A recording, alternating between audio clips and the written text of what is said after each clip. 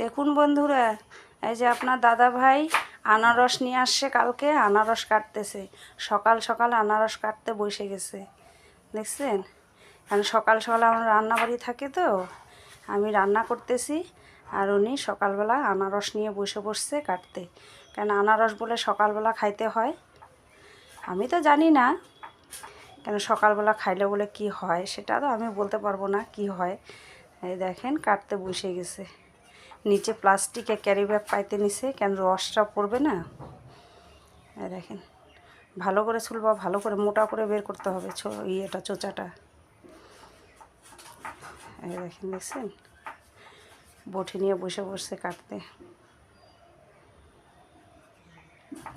কারণ আমার সকালবেলার সময় থাকে না, আর সকালবেলা উঠেই বলতেছে আনারসটা কাটতে হবে, আনারসটা কাটতে হবে।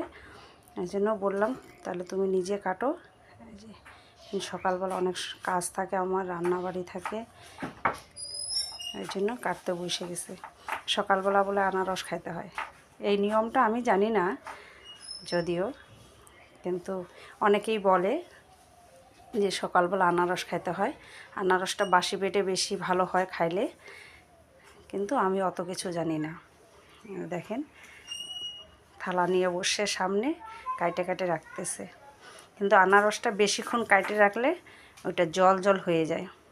অর্ধেকটা রাইখে দিও, বড় ছেলে তো এখন নাই বাড়িতে, যখন আসবে ওকে কাইটে দেওয়া যাবে। কেন একসাথে কাটে রাখলে না সব জল হয়ে যাবে।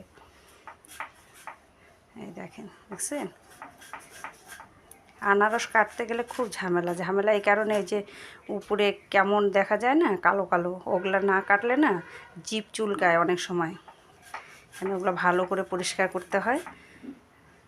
কেন আনারসে এমনি একটু জিভটা কেমন চুলকানো চুলকানো ভাব লাগে, তখন ভালো লাগে না, মুখটা কেমন লাগে, ওই জন্য ভালো করে ছুলতে হয়। ওগুলো পরিষ্কার করে ছুলবা ভালো করে, ভালো করে না ছুলে কিন্তু খাওয়া যাবে না। ঠিক আছে বন্ধুরা, ভালো থাকুন, সুস্থ থাকুন, রাখি।